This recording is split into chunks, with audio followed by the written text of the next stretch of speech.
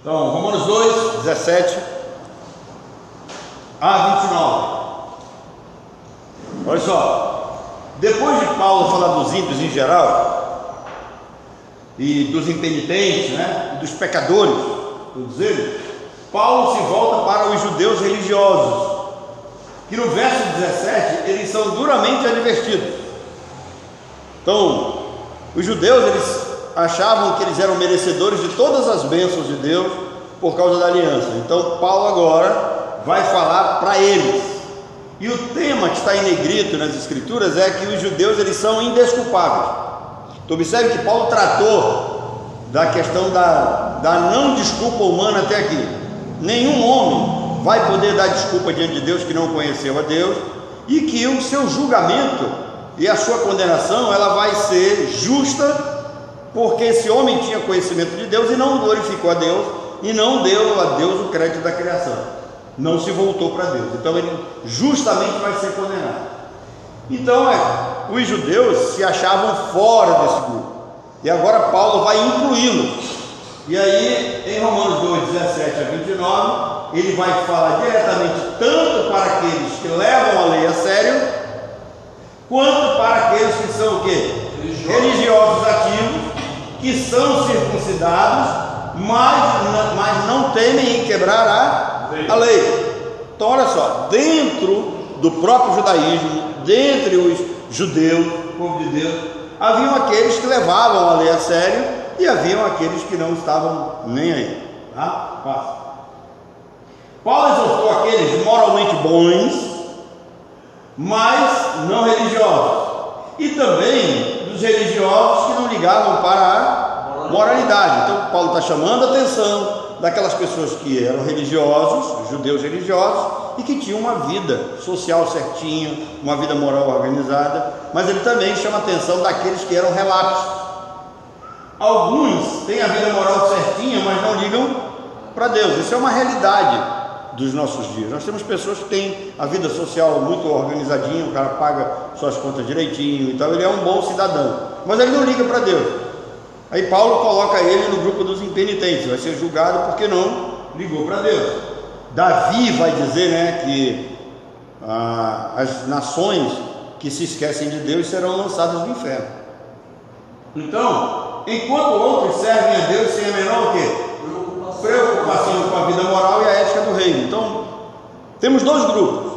Nós temos aqueles que têm a vida moral muito certinha, mas não ligam para Deus, e tem aqueles que vivem dentro do reino. Às vezes são membros da igreja, têm envolvimento com a igreja, mas eles não se preocupam muito com a sua vida moral. Eles não têm essa preocupação, não é uma vida moral muito a sério. Tá? Tem aquele pessoal que acha que pelo fato de que está uma vez salvo para sempre, o cara pode viver de qualquer jeito, tá? E não é tão simples assim. As advertências começam atingindo os judeus o quê? Orgulhosos, tá? Isso aqui é uma lição para nós, irmãos. Deus nos escolheu, recebemos as bênçãos de Cristo na cruz, mas isso não é para nós nos orgulharmos e pisarmos nos outros, tá?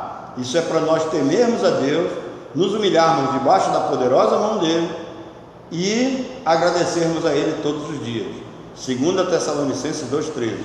Entretanto, devemos sempre dar graças a Deus, irmãos, por vós, amados pelo Senhor, que o Senhor vos escolheu desde o princípio para a salvação, santificação no Espírito e fé na verdade. Nós agradecemos o pão de cada dia, nós agradecemos o emprego, nós agradecemos as coisas que nós julgamos interessantes, e nós não agradecemos a Deus pela nossa salvação. Paulo está dizendo aqui, olha, agradeçam a Deus pela vossa eleição, tá? Então, as advertências começaram atingindo os orgulhosos. Primeiro, eles possuíam descendência e sobrenome judeu, e por isso se orgulhavam da sua nacionalidade. Eles repousavam na lei, ou seja, eles se orgulhavam de conhecer a lei, se orgulhavam de Moisés como grande líder do Sinai. Observem que em João capítulo 8 tem um grupo lá que diz, olha, nós somos filhos de Abraão, né? Moisés não conduziu o povo pelo deserto, ele que era o grande profeta, e aí Jesus tem que dar uma advertência séria a eles e os chama de filhos do diabo. Pode passar. Eles estavam seguros na lei que não lhes garantia o quê? segurança nenhuma. A mesma coisa existe em grupos hoje, que os caras estão preocupados em agradar a lei, em satisfazer a lei, mas essa lei não tem segurança nenhuma. Nós vamos ver isso em Romanos no capítulo 3.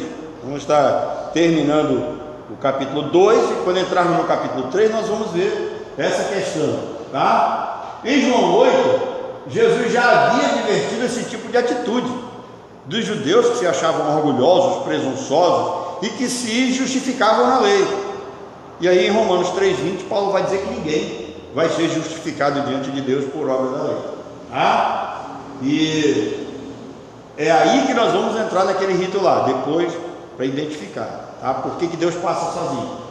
Eles se agarravam no fato de Deus haver escolhido Israel como seu povo, e como a turma de uma vez salva para sempre, não o quê?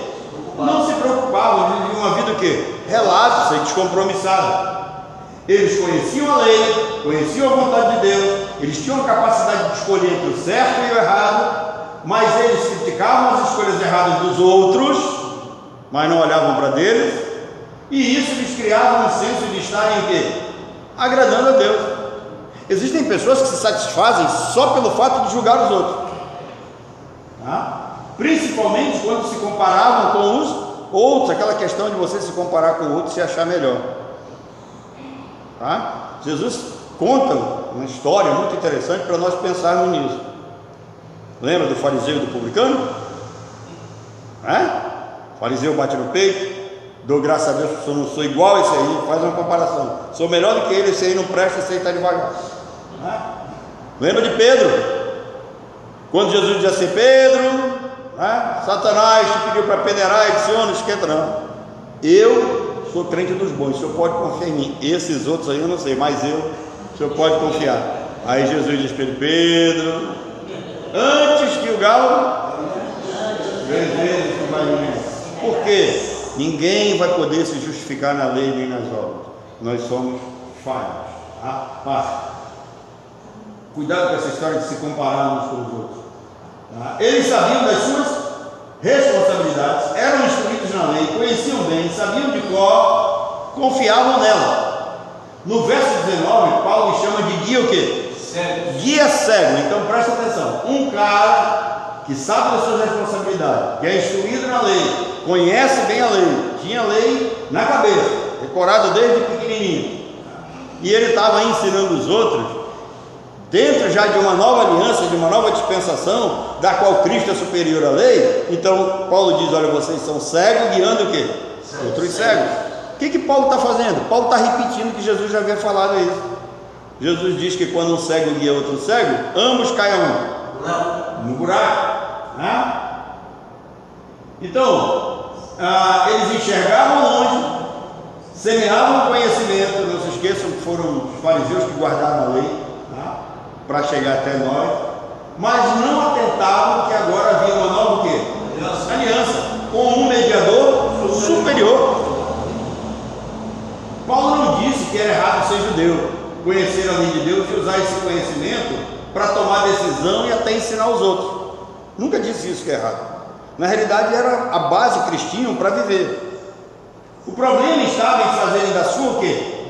Nacionalidade, das suas obras e a vida moral um sistema de salvação. Eles achavam que estavam salvos simplesmente por praticar essas obras, pelo conhecimento da lei e pelo fato de serem israelitas. Passa. O conteúdo da lei é o quê? O conteúdo da lei é bom, mas usar a lei como caminho para a vida eterna, eles estavam levando o quê? A morte e condenação eterna. A lei é boa, você só não pode usar ela no lugar de Cristo. O sábado é bom, guardar o sábado é bom. Quem puder guardar o sábado, quem puder ficar em casa, quem não trabalha no sábado, né? Eu acho muito interessante os adventistas que proíbem as pessoas ficarem em casa, não trabalhar no sábado, mas o hospital adventista funciona no sábado, tá? Só você ir lá que vai ser bem atendido, tá? Interessante. Então, em seguida, Paulo mostra 3 pontos importantes de como que a moral, a autoconfiança dos judeus era falha. Eles não estavam praticando aquilo que pregavam, tá? Eles roubavam, eles adulteravam e diziam abominar a idolatria, mas eram chegados aos ídolos. Tá? Paulo vai dizer uma coisa importante para nós aqui. Eles eram chegados aos ídolos. Irmãos, vou tocar no assunto agora, ninguém se ofenda, tá? Mas um dia eu estava fazendo uma viagem missionária e a enchente era grande igual, estava grande igual a dos nossos dias. A de hoje é recorde. E o único lugar que eu tinha para fazer culto era a capela numa comunidade católica. E o líder da comunidade disse assim: olha, o padre faz muito tempo que não vem aqui. Lá está tudo sujo, está tudo empoeirado, mas se o senhor quiser fazer o culto lá, eu mando limpar para o senhor. O senhor faz? Eu falei, eu faço. Nós vamos fazer o culto lá. E aí ele mandou limpar tudo. Quando eu entrei, gente, tinha ídolo de todo tamanho, de tudo quanto é cor, de tudo quanto é, sabe, nacionalidade, tinha tudo quanto era. E eles cobriram com um pano. E aí o que eu vou pregar para esse povo aqui? Né? Eu estou numa capela católica, cercado por ídolos católicos, imagem para tudo quanto é lado, eu vou pregar no Salmo 115, não tem outro. Né? E aí eu peguei coloquei do meu lado aqui, abri a Bíblia no Salmo 115 e eu fui dizer por que nós não adoramos essas imagens. Além do mandamento, não farás para ti imagem de escultura, não te curvarás, Gabriel, Salmo 115. Tem olhos, mas não veio, tem ouvido, mas não tem nariz, e por aí vai. E eu preguei naquilo lá. Quando eu entrei no barco de volta, já para sair da comunidade e ir para o outro lado, para a comunidade do Urbim, alguém me perguntou assim: o senhor não tem medo de ser castigado? Eu falei, não. O senhor não desrespeitou aquilo ali? Eu falei, não. O desrespeito está em eles adorarem uma imagem daquela em detrimento da palavra de Deus. Então, irmão, eu não vou jogar fora, eu não vou quebrar, eu não vou vilipendiar, tá? Isso é contra a lei. Mas mostrar a verdade é um dever meu. Por que eu estou dizendo isso aqui para vocês?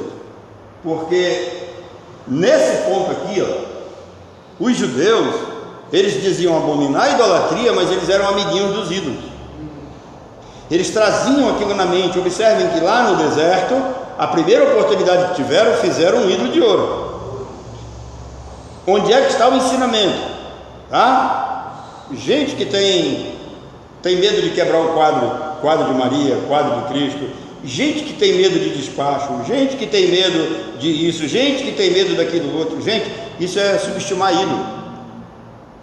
E aí, por que tem 1 Coríntios 10, 19 a 20 ali? Porque em 1 Coríntios 10, 19, Paulo diz assim: que digo, pois, que o sacrificado ao ídolo é alguma coisa, ou que o próprio ídolo tem algum valor? Não tem valor nenhum, não é nada.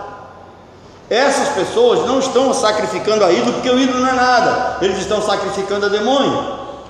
E os demônios não estão nos ídolos, porque demônio não entra em microfone, tá? Demônio não entra em violão, demônio não entra na caixa de oferta, demônio não entra em banco, né? Como ensinaram nos anos 80 e 90 os chamados demônios territoriais. Isso não existe. Então o que Paulo está dizendo aqui? Olha, o ídolo não é nada, ele não tem valor nenhum, ele não passa de pau, pedra. Eu lembro como é que era. Tinha um amigo meu que ele foi contratado, ele era um pedreiro, para fazer uma imagem de uma santa num determinado local aí, e ele fez aquela imagem muito bonitinha e tal, e na hora que foram levantar para colocar no topo da igreja, os cabos partiram, né? Como ela era concreto, se espatifou toda no chão. E eu acho, seu Edmilson, o nome dele, e eu achei interessante ele me contando essa história. Ele disse: naquele dia eu vi que realmente aquilo não é nada, porque foi um santo, eles chamam de santo, mas foi eu que fiz com a minha mão, e era eu que estava, né, puxando, e depois eu vi no chão toda quebrada, essa espatifada, não é nada. Então o ídolo não é nada, aquelas coisas não é nada, são coisas normais, tá? Nós não precisamos temer. Em seguida, Paulo faz lembrar das suas o quê? Responsabilidades. Tem 3 coisas aqui, ó, tá? Eles roubavam, tiravam as coisas dos outros sem permissão. Esse roubar aqui, irmãos, tem uma coisa para a gente entender como é que funcionam as coisas. Na lei, se você tem uma mangueira no seu quintal, tá? E a manga está amarelinha no pé, e alguém pulasse o muro e pegasse, isso era furto. O furto em Israel era a qualificação do roubo, era furto, tá? Porque é seu. Agora, se essa manga cai no chão, você não tinha o direito de juntar. Se você juntasse, o ladrão era você. Por quê? Porque aquele fruto caiu em resposta à oração de um necessitado ou da providência divina para uma viúva e para um pobre. Então, é seu enquanto estava no pé. Se você quiser questionar, questione com Deus. Isso é lei em Israel. Então, por isso que eles roubavam, tá? Entre outras coisas, adulteravam, e eles diziam abominar a idolatria, mas eram chegados aos ídolos. E mais, eles se orgulhavam da lei, mas roubavam o quê? O templo. Não eram fiéis nas suas contribuições. E Paulo, na realidade, está lembrando deles aqui de Malaquias 3. O verso 22 vai falar em sacrilégio, vai mostrar em sacrilégio. O que é sacrilégio? Essa palavra sacrilégio, ela não faz muito sentido para nós, porque ele quase não faz parte do nosso vocabulário. Sacrilégio a gente encontra mais na Igreja Católica, passa aí. Mas o que é sacrilégio? Sacrilégio é o simples ato de quê? Violar, de profanar coisas do quê? Sagradas, e de se apropriar para propósitos comuns que foi dedicado no serviço do templo. Então, o que Paulo está dizendo aqui? Que eles, judeus, se vangloriavam na lei, mas eles roubavam o templo. O que Paulo está dizendo? Olha, vocês estão dizendo que vocês têm uma vida muito certinha, mas vocês não cumprem com as suas obrigações para com o templo. E olhem, o judeu tinha obrigação sim com os templos. Tanto é que um dia Jesus está na casa de Pedro e os sacerdotes do templo foram cobrar Jesus lá. E aí tem aquela história, né? Pedro entra, as pessoas não sabem, mas Pedro entra e Pedro ia pagar. E Jesus diz: não, Pedro, não é justo, você não vai pagar. Vai pegar uma varinha, você vai lá na fonte, você vai pegar um peixe que tem uma moeda na boca. Eu já preguei sobre isso aqui, né? Às vezes as pessoas não entendem. Aquele tipo de peixe, eles comiam uma pedra e a pedra ficava anos, né, num lugar aqui depositado. Então ele engoliu a moeda e a moeda serviu para pagar o imposto. Tá? A verdadeira religião está ligada à vida o quê? Prática. É o que diz Tiago: fé sem obras o quê? É morta. É isso que eles estavam dizendo. Os caras eram religiosos, os caras se diziam cumpridor da lei, mas as obras deles eram falhas. Eles cumpriam de boca para fora, mas na realidade não cumpriam.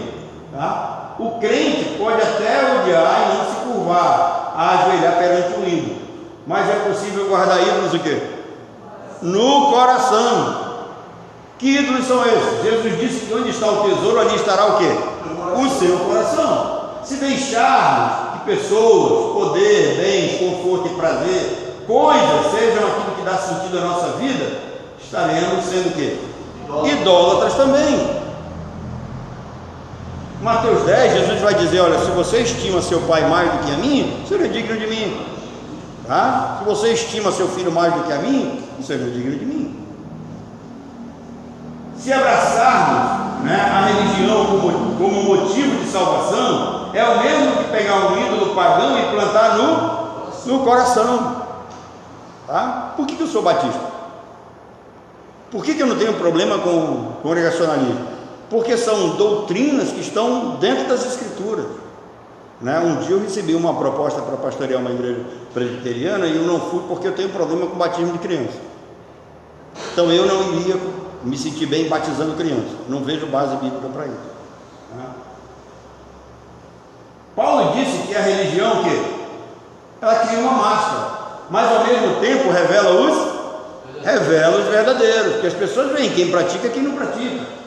Ela mostra quem sabe lidar com bens, com carreira profissional, sexo, fama e reputação, sem fazer disso o quê? Um ídolo. Existem pessoas que são capazes de tudo para ficarem famosos. O judeu religioso era alguém o quê? Insuportável para quem estava fora do judaísmo. O judeu esnobava a religiosidade, porque ele se achava uma pessoa boa por conhecer o quê? A lei. Então, irmãos, Deus nos escolheu, nós somos salvos, somos crentes em Cristo Jesus, mas a gente não deve pisar os outros, sabe? Se achar melhor do que os outros, humilhar os outros por causa disso. O judeu, então, ele era um julgador nato, não era alguém sensível, né? E a maioria das pessoas, o que? Acabavam se ofendendo com isso. Com esses versos, então, aqui, ó, Paulo diz que os judeus se achavam o quê? A luz do mundo, mas o mundo não via brilho em nenhum deles. 4. Precisamos tomar cuidado com isso. Nós somos a luz do mundo, mas o mundo precisa ver essa luz. A religião deles era o quê? Fria e sem a menor atração.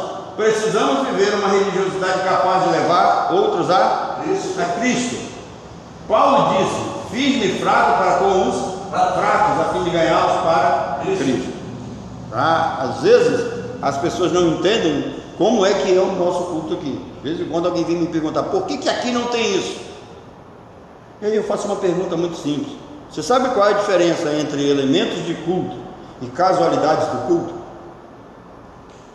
A maioria das pessoas não sabe, tá? O que é um evento casual? Ontem foi um evento casual, aquilo não faz parte de culto. Nós tivemos um jantar ontem, os namorados, é uma programação que a igreja faz, mas não é culto, não faz parte do culto.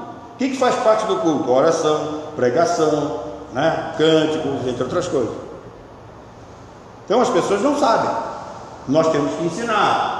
Tem aqueles que vêm para cá, gostam da igreja, mas começa muito cedo, né, o culto, né? Não, mas o culto começa muito cedo. Não, o culto não começa cedo. A escola dominical começa 8 horas. Mas se você quiser chegar às 7 para tomar café conosco, vai ser um prazer. A gente está aqui, tem um grupo que nós tomamos café às 7, né? Estamos aqui todos para tomar café juntos, desenvolver essa comunhão. Isso acontece todo domingo. Quem chega mais tarde ainda come ainda, mas agora nós vamos, quando der 8, a gente lacra aquela porta lá e essa aqui, só tem entrada por aqui. Então olha só, falando sério agora, no verso 25, Paulo usa a circuncisão para mostrar que a relação com Deus deveria ser baseada na humildade. Afinal, Deus escolheu Israel, lhes deu as alianças, a lei, os profetas e o Messias. No lugar de se humilhar, eles se orgulhavam. Irmãos, tudo que nós recebemos vem das mãos de Deus. A gente tem que agradecer a Ele, se humilhar, não é a gente se achar melhor que os outros, tá? Isso gerou um descaso para com Deus, porque eles passaram a ver a religião e a lei como garantia de salvação. Por isso Paulo vai já dizer: os simples cumpridores da lei não são justos diante de Deus. A circuncisão é um sinal o quê? Externo. Se o exterior não reflete o interior, os judeus não eram melhores que os pagãos o quê? Incircuncisos. A gente tem que mostrar o que tem dentro, verdadeiramente. A religião não é uma pintura na fachada, é algo que vivemos o quê? Na prática.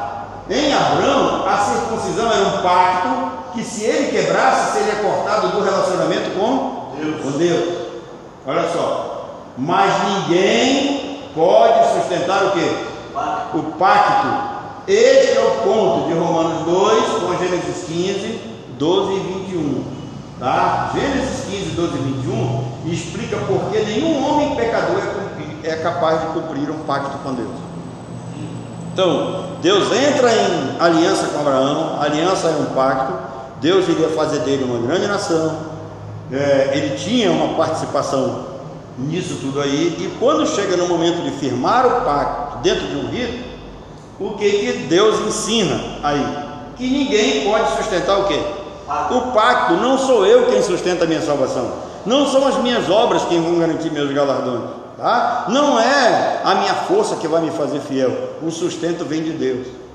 É Ele quem guarda a alma dos seus santos, tá? E dentro desse pacto que Ele vai fazer com Abraão, entenda agora, Deus estabeleceu uma cerimônia comum na época, onde as partes cortavam animais ao meio, para que pudessem passar entre elas, mostrando que o cumprimento do pacto dependeria o quê? De ambos. No caso, Deus e Abraão. Mas ao pôr do sol, Deus fez Abraão dormir profundamente. E Deus passou sozinho entre as partes dos animais, para mostrar que Abraão não teria o que oferecer para o cumprimento da aliança. Irmãos, Deus determinou nos salvar. Eu faço uma pergunta: o que você tem para oferecer para Deus? O livro de Jó diz assim: poderia ser justo nascido de mulher? O nosso mundo, a gente tem o hábito de abrir a boca e dizer que tudo é nosso. Nós não temos nada, nós não somos nada. E é essa atitude de tomar posse daquilo que não é nosso que faz as pessoas se revoltarem contra Deus. Hoje é comum nas redes sociais vocês verem pessoas blasfemando de Deus por causa de morte de pessoas com o vírus, tá? Mas entendam uma coisa: essas pessoas não nasceram sozinhas. Essas almas pertencem a Deus. Ezequiel 18: todas as almas são minhas, todas. Salmo 24: do Senhor é a terra e a sua plenitude, os homens que no mundo habitam. Tudo pertence a Deus, tá? Mateus 20: acaso não me é lícito fazer o que eu quero do que é meu? São deles, Ele é o Senhor, tá? Então o homem não tem como oferecer nada. E Deus olha para Abraão: esse cara vai me dar o quê? Quem era Abraão? Irmãos, um idólatra lá em Ur dos Caldeus, não tinha nada, nem conhecia Deus. E Deus, por sua soberana e livre graça, foi lá e escolheu Abraão. Pegou o Abraão de lá e disse: sai da tua terra, da tua parentela, vai para um lugar que eu vou te mostrar, né? E eu vou fazer. Ele não disse: nós vamos nos tornar. Ele disse: eu vou fazer de ti uma grande nação. Então tem um pacto. E aí, como Abraão não tem como oferecer e não tem como dar a sua palavra que ele não ia falhar, Deus diz: eu vou passar sozinho. E aí deu um sono pesado nele, tá? E Deus faz isso porque Abraão não teria como oferecer nada para o cumprimento da aliança. A providência divina exclui a possibilidade de um pecador oferecer a Deus qualquer obra para que seja aceita. Ou seja, a providência divina, ela exclui qualquer possibilidade de homem oferecer alguma coisa para Deus.